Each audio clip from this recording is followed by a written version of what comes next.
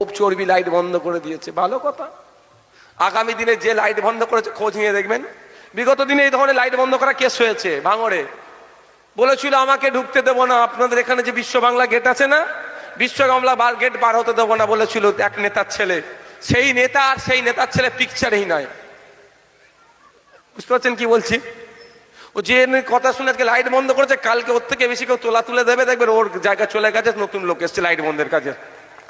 তাকেও দায়িত্ব লাইট বন্ধ করাবে, সাকে দিয়ে অন্য ভালো কাজ কিচ্ছু করাবে না। একবারের জন্য বলবেন এটা হাই স্কুল, তো খোঁজ নিয়ে দেখবেন কত টিচার আছে, কত ছাত্র আছে।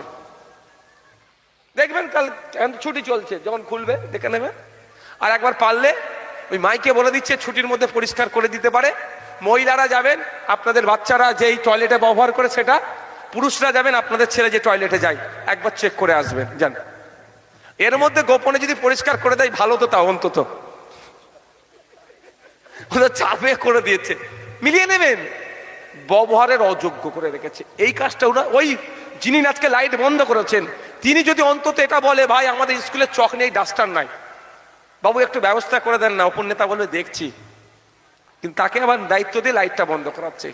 কত বড় নির্লজ্জ এরা, বুঝতে পারছেন? যে এরা একটা অধিকারের শিক্ষার কথা বলবে, এই ভাইয়ের কথা শুনবে না, আর লাইট বন্ধ করার জন্য আবার নির্দেশ দিচ্ছে। যাক, ফিরে আসি আবার। আচ্ছা, আপনাদের এখানে রেলটা কোথায় গো? এখানটা সন্ধ্যালিয়া সিঙ্গেল লাইন তো, ডবল হয়েছে। আচ্ছা আচ্ছা,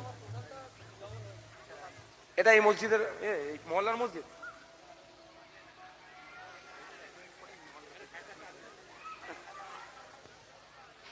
কি আপনারা শুনবেন না ছেড়ে দেবো বলেন? আজানটা হয়ে যাক।